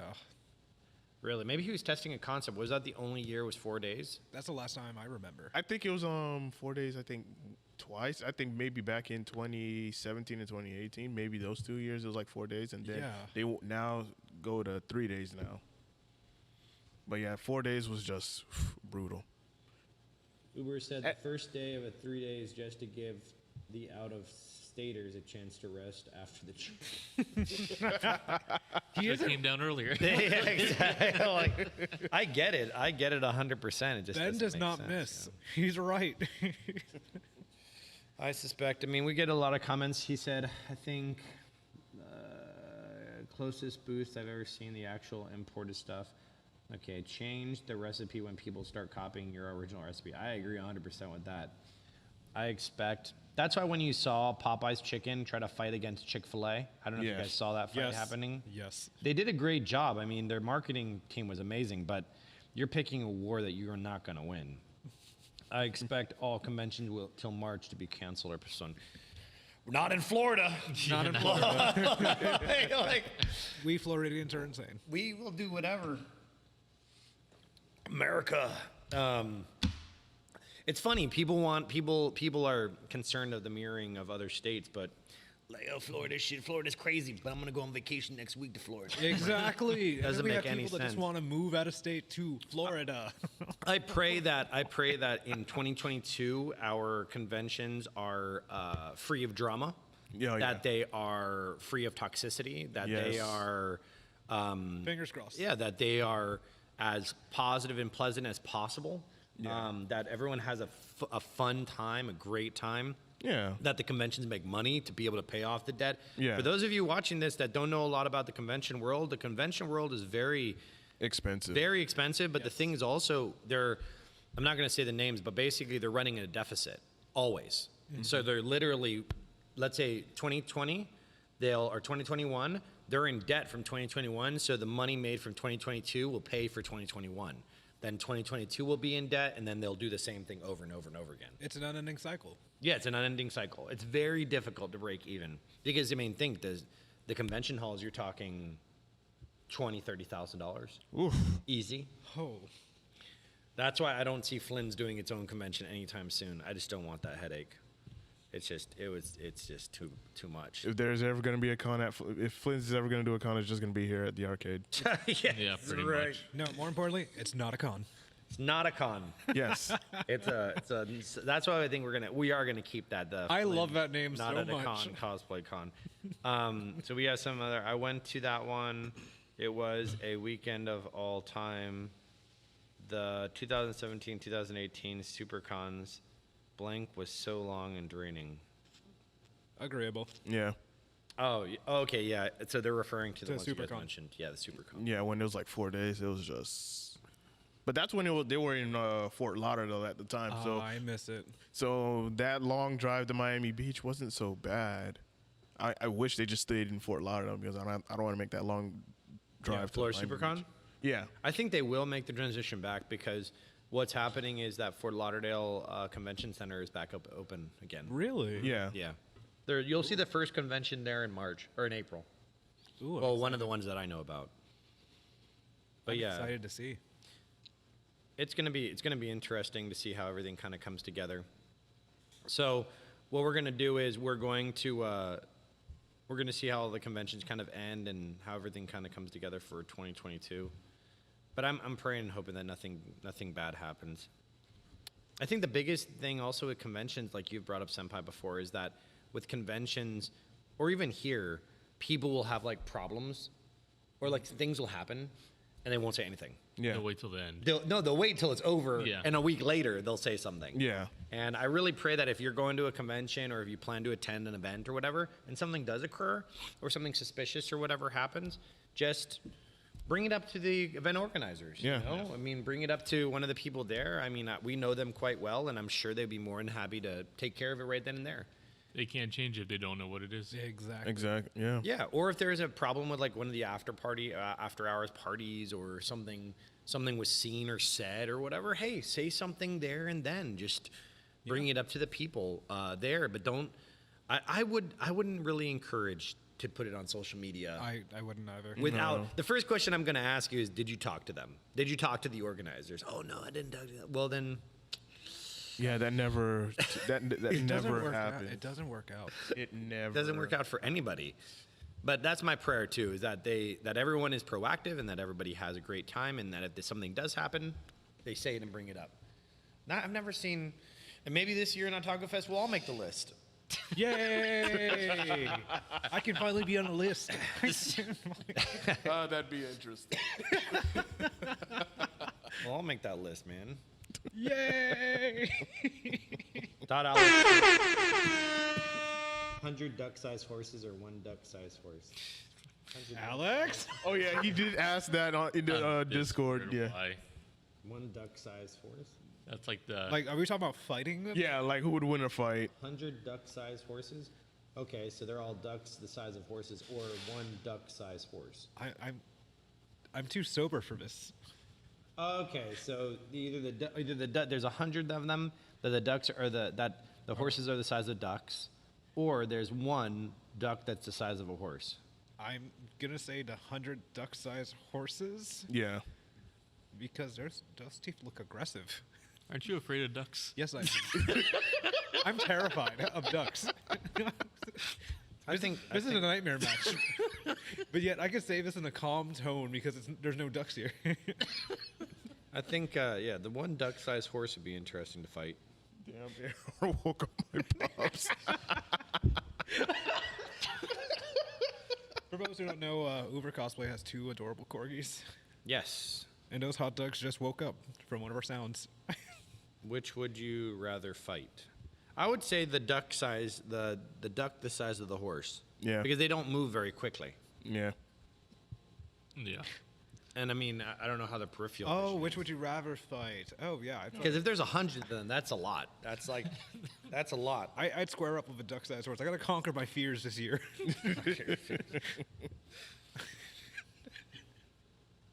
Do we have any other more questions? Waluigi. Let me check my IG. Got one from Terrific Treats, Florida. Terry. Oh boy. This is a question for Eddie and Will. Oh boy. When are we building a kitchen? Never. I don't think that's going to be happening anytime soon. Damn, I was ready to get my air fryer. Well, things like that, like we're still trying to find the counter thing for inside of here, and we'll have basic stuff, your microwave and toaster oven, stuff like that, But a kitchen, it comes with its own set of issues. I remember when I had the conversation with Will about it, you did tell me it was like over $100,000 just for. Jeez. It's you're gonna be hitting 60 for a full size kitchen with no equipment. If you don't have a kitchen, probably you're gonna be hitting around like 65 to 80 G's. Yeah. No equipment, like totally from scratch. Yeah. You hear that, Terry? Because you're dealing with like suppression systems and coolers, and if you're dealing with natural Plumbing. gas and plumbing and the Grease oil, traps. the grease traps and the Stainless steel. People don't realize the material cost has shot up way. Material costs jumped up 30% over the last. and you couple can't years. just take like a kitchen from like a house and put it in No. there. It's like stainless steel. It has to be like so no bacteria can grow on it. The suppression system, the hoods, ranges. Really, like, what are you gonna be cooking in that kitchen? That's another question you gotta ask. Yeah, because depending on what you cook in the extreme, like if you have a fryer as opposed to just having like a grill top, are totally separate things. Oh, God. Yeah. When you're dealing with oil versus Then you gotta long term is the amount of food you're gonna be wasting and the cost of business is Yep. gonna go bad, and people don't realize. That you gotta take consideration that too. Yep. yeah, That's why restaurant businesses are severely hard. yeah, and you're even though your margins are pretty decent, when you're up and running. But the thing is, those margins stick the same. You can never grow those margins. Yeah, or I don't know if you guys have been noticing like the prices of things have been going up because obviously inflation. Yeah. But the thing that happens is, that's one thing we have to take into consideration when it comes to like cost of food stuffs, because that goes up, and then your item is going to go up too with it, and it's going to be like it's staying in tune. They're not being greedy. They're just meeting the same margins they need to make in order to do what they got to do. Right. And that's why when the shutdowns came in 2020, a lot of people didn't understand why these restaurants shut down. And I'm like, yeah, you're carrying $100,000 worth of food in your refrigerator, and now you got to shut down for And then you what gotta was throw it, all that away. 2 months? We shut down for No. 8 weeks? Well, we shut down for like No, for 6 2 weeks? Yeah, like 2 months, but others shut down for 4. Like we held on to last, then we opened right up. Right. So No, but thinking they were about- shut down for like 4 months. Yeah. All that food. Yeah, exactly. The thing is, you throw all that food away, then when you open, you gotta buy all that food back. Yeah. That's so awkward. Yeah. And That there's no didn't- credit. Yeah, there's no credit. No. Then like my friends have restaurant business, you're not gonna find the food or material or the ingredients. Like my friend, he gets lamb from Australia. He's still for 6 months he couldn't get anything. So it's just like, yeah, you can open, you might be able to buy your food back, but are your ingredients gonna be the same? Are you gonna have that same quality that you did before? Yeah, you're going to have all this, like Ben was talking about. He's also talking about government oversight. That's a totally separate conversation. Yeah. My man is food-based in the morning. Yeah, totally separate conversation about that. But yeah, for Terry's question, yeah, now you know how much it'll cost to have a kitchen. Maybe will Flynn's ever have one in the future? If I bought a building, that I was would say that had some sort of a kitchen element to it, and we could keep it, because a lot of times theaters have that already. Yeah. Yeah. Because there's different licenses, so you can have like a restaurant license, and you can have a cafe license. Like if you've ever been to a Starbucks or like Yeah. a cafe that just heats up your food or has like a yeah. toaster, that's a separate licensing. Oh, okay. So Never knew that. you could do that. It just opens up a new can of worms. That's why if you find a building, you want that building to be as close to the use as you intend to use it for. So like that's why I like the movie theater idea, because it's in an entertainment venue. It's probably zoned that has a little kitchenette probably, or at least No, fryers. Yeah, exactly. It'll probably have more than just a little. Yeah, so it has that already, and you can pivot in. So there's a couple buildings I've been looking at for like theaters and stuff like that that may or may not reopen.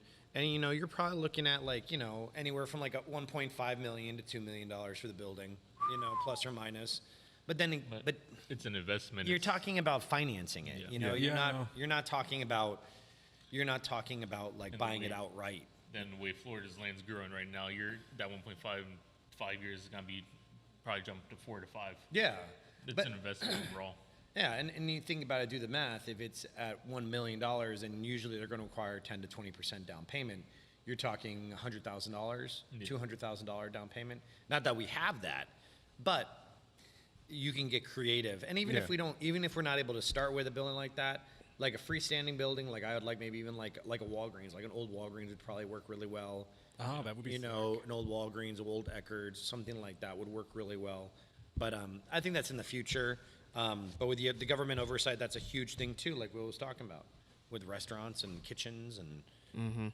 I mean, dude, they freaking fire inspections. Stupid. I mean, it's not stupid that they're there, but the plan is crazy. Nobody knows health department more than I do when it comes to, like, health department. When it Ben comes has to another kitchens and question. everything Oh else. dear God. Fleshed out bar element to the arcade. What do you say? I still want to be a bartender. Well, What is he saying? I he's can't saying read it. any plans for a fully vested or fully fleshed out bar element to the arcade. Not here. I don't see it happening here. No, probably not here. Because the mere fact that you're talking, once again, you think beer and wine's expensive? Ooh. Oh goodness. Full liquor? Hardcore liquor? Ben, I saw this on the Gunpla thing in Discord. He just wants different people. Like you said about the 40K and the Clayons. Yeah, he was talking about that in the Gunpla, and I was just cracking up because I was like, He wants different people? For what? no, he was saying like he would like to see the different board game people like talk. And he was saying because Star Trek is like kind of like 40K where it's like always war and like Oh the my Clayons will God. get together with the 40K guys. Triple shot of pure Nord. Yeah, I was cracking up. I mean, the bar idea, we've talked about it, but honestly, that would be a different concept. Like, not the different concept, just a different location focused on that. Yeah, Agreed. be a much older crowd. Oh yeah. Yeah. Much I older would say crowd. tends that crowd. Oh, I'll cry laughing if someone just takes a double shot of whiskey and just like, oh, back in my day we had Pong. Yeah. Well, the thing is, it brings a different crowd. It brings a different sort of people. It brings a crowd that, you know, hey, if you want to have that, it's great. That's your thing, but you have to be cautious with it. Also, the cost of that license, you know, is upwards of $100,000, which is not impossible, but it's just very, Then if it's even open. yeah. And then the cost of the liquor itself, and the licensing, and the insurances, and all this. But I don't. Just because you have liquor, doesn't like hardcore liquor, does not mean that your bar will be successful. Yeah. It has to do with what you're talking about. Environment. What environment are you cultivating? What's your bartender like? Yeah. How are people treated when they walk in the door? Yeah. You know, pricing. Are the drinks good? You know, I mean, I don't drink a lot, but like I imagine, like you talk to me about sometimes. You know, what's the quality of your? How is it being made? Who's making it? So, Ben, I think it would come down the pipe sooner than later, but I think it would be a different element, and it would not be close to here. No. We're not going to disclose any locations that we've been looking at, but we've been looking at some spots, and it's not going to be anywhere around here because there's too much competition in the area. Yeah. All right, so I have two final questions before Okay. we end it out. Question number one is your plans for 2022. Will, do you want to lead that one? Like as in what? Like as in what? Like pertaining to what? The arcade. Oh, okay. Arcade? No, like I said, Eddie's gonna be rolling out Taku Fest like around that Monday after, or maybe even earlier. But we have some plans. We kind of know our game plan about what we wanted. Like I said, we have the location now where it's outreaching, building the communities back up more. Like now we have this side for, relatively is in use, like I said, cosmetics. But like I said, growing the Gundam, growing the Warhammer, growing the fighting game communities now that we're inside now, getting back. Hopefully people will be able to get out more, comfortable getting out more. We have this more space. Like I said, it's growing more community. Yeah, I agree. The plan for 2022 is outreach, focusing on bringing the best experience we can to conventions and to outside events, outside of Flynn's, growing the Flynn's community and Flynn's family more, the different, also structure. So like having our stream schedule posted, having the events planned out at least 6 months in advance, having hopefully, like Natalie helped me with the outreach and the event Then we planning got stuff. new distributors, new stuff coming in. We just got a couple new distributors, so you're going to be seeing new drinks, new snacks, new stuff like that. Yeah, so being able to bleed into those worlds, and then also, perfecting what we've already began to work, or making what we've already worked on so long better. Like the fighting game community, Yeah. Providing an even better experience to the tournaments, a better experience to tabletop gaming, a better experience to the Gundam world, a better experience. But it really comes down to, for everybody watching this, it really comes down to the willingness of your community to support that. Yeah. Because I could have wishful thinking, you could have wishful thinking, we could all wishfully think about something. But in the end, if patrons aren't willing to come in and support, be it our business or any business, wishful thinking is not going to help. Yeah. A lot of times I've I've ran into people, and I've been a little bit not like I've been more pointed with the conversations, but they'll oh well, I know about you guys and I've wanted to come out for so long, and then I'll snap back and say, well, why haven't you? And I'll just be quiet and I'll listen. I'm very, very kindly. Well, why haven't you come out? What can we do to what can we do to help you come out? Oh, it's just been this and that. And I say, well, let me put it this way. If something's important to you, support it.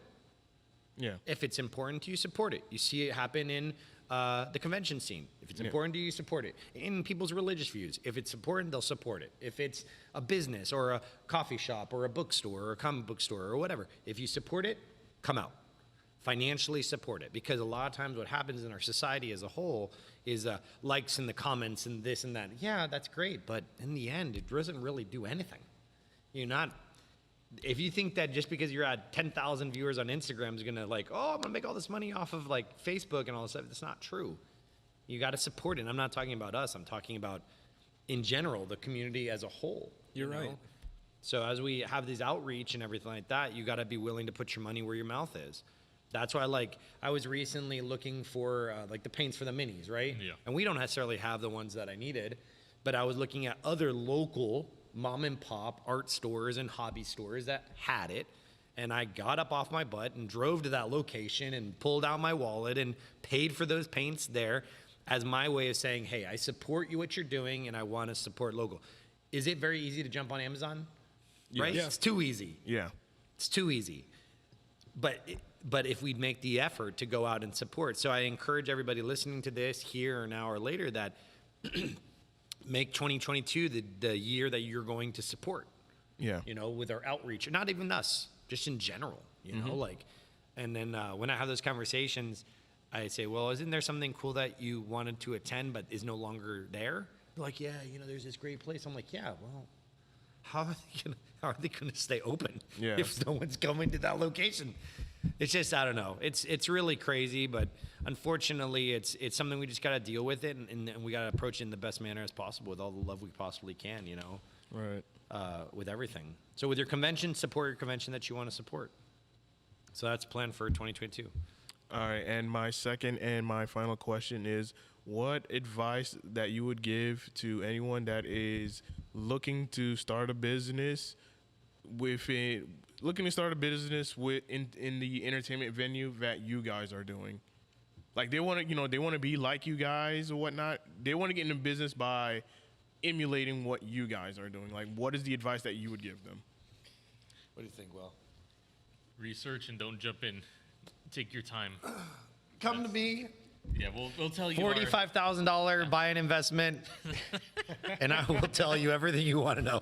I will do it for you. No, in all seriousness, this space is exceptionally difficult to get into. Knowing what I know now, would I have done what we're doing? I don't really know if I would have gone all the way through with it. I don't know if I would have done that. I'm thankful that I did, or that we did. But like Will said, do your homework, plan, save your money, or at least have access to the cash you're going to need.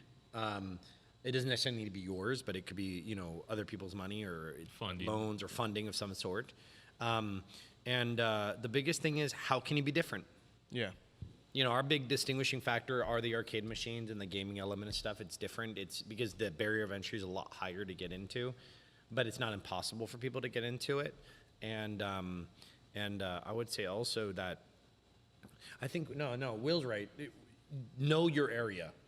Yeah. Know your area, because I see people coming in and God bless them. I surely do wish them all the best and success. But like, if you're like the fourth coffee shop on the street and there's 4 other coffee shops that have been around you, what is going to make you different? You know what I'm saying? What is going to set you apart? How are you going to? Yeah. Don't make a fast food shop next to a McDonald's. Yeah, like why would you do that? Like you could do it. You could do it, And you could be successful.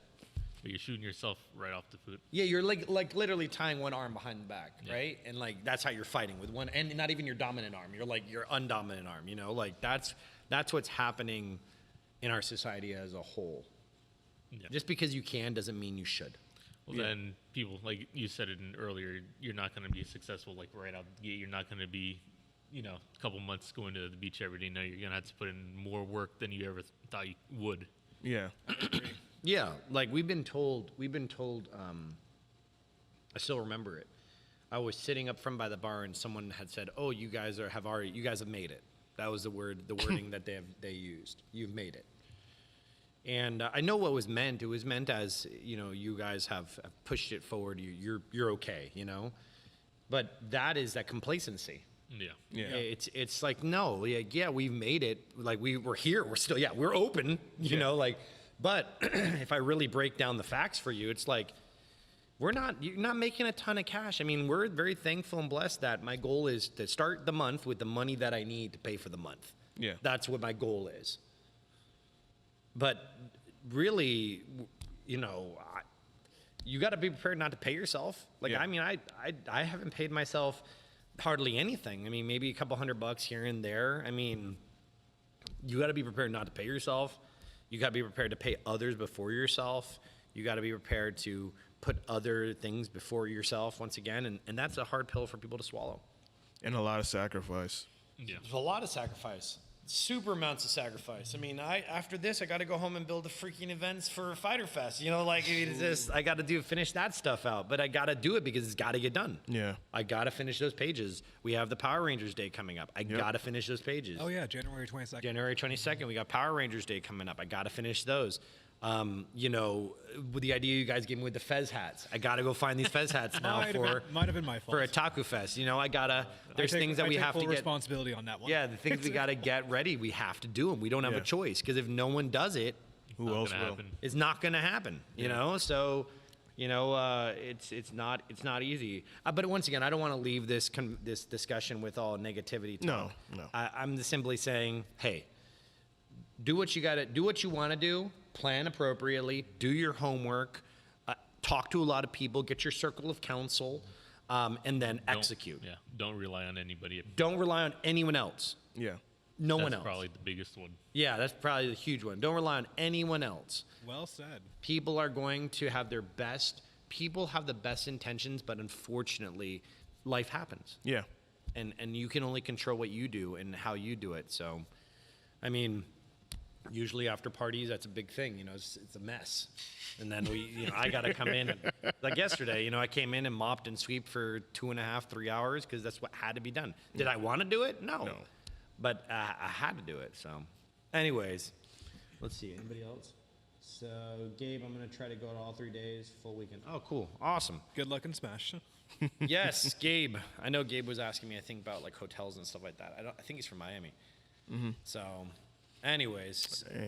All right, y'all. So before we also leave off, where can people find you if they haven't find you already? Like, so we have everything. We're always at Flynn's Gaming FL, Flynn's FLYNNS Gaming FL, or we're at Flynn's Arcade and More, and everywhere from. I know we're growing our Discord channel. You can find links to that in our Instagram. We're on our over link 600 tree. now. Oh, cool. Yeah. And then Wow. Twitter is growing, TikTok and YouTube and what's it called? Facebook and Google Business and Yelp, and our website, flynnsgaming.com. And then I'm trying to think if there's any more avenues that I've started. I think that's pretty much, those are like the hardcore ones. So Facebook, Twitter, TikTok, YouTube, Instagram, Google My Business, Yelp, and that's where they can find us. And stay tuned for our upcoming events. The Fighter Fest this upcoming weekend, or this coming week, starting on Tuesday with Melty Blood at 7, and then Gundam, and then we got Tekken, Mortal Kombat, Blaze Blue, Guilty Gear, and Smash Ultimate. And then the following weekend, we have a Taku Fest in Miami at the MAC for the 15th and 16th. And then we have Power Rangers Day on the 22nd with Jason Font, the Red Ranger West from Power Ranger Time Force on the 22nd, starting at 1. Oh, wow. So that's that. And then the next thing will probably be our Valentine's event on the 12th of February. Then with the Beyond Comic Con. Yeah, Beyond Comic Con was in February 19th, and then we'll have our Crawl Con at the end of January also. Usually the Crawl Cons are the last Sunday of the month in January, or last Sunday of every month. So that's what we got going on. All right. Yep. Wow. All right, Waluigi, you have any final thoughts? Holy smokes. Year 2, having you guys again, such an honor. Definitely thankful for you guys. Developing friendships, going on to conventions, getting to know you guys and everybody else in the community more. It leaves me speechless to how far you guys are going up. I'm only seeing it's going to get higher for you guys. I pray and hope so. Yeah. Wow, I lost my voice. I surely do pray for that as well. I'll be praying too. Awesome. Yeah, all the prayers and thoughts are appreciated. Whatever you believe in. So, but yes, I'm excited as well.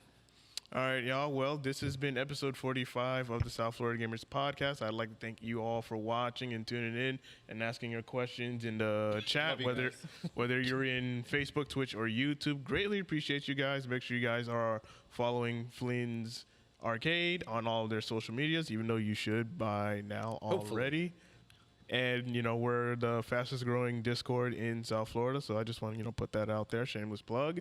And podcast will be available on all audio hosting platforms like Spotify, Google Podcasts, Anchor, iTunes, and yeah. So that being said, thank you guys for watching, and we are signing off. Love y'all.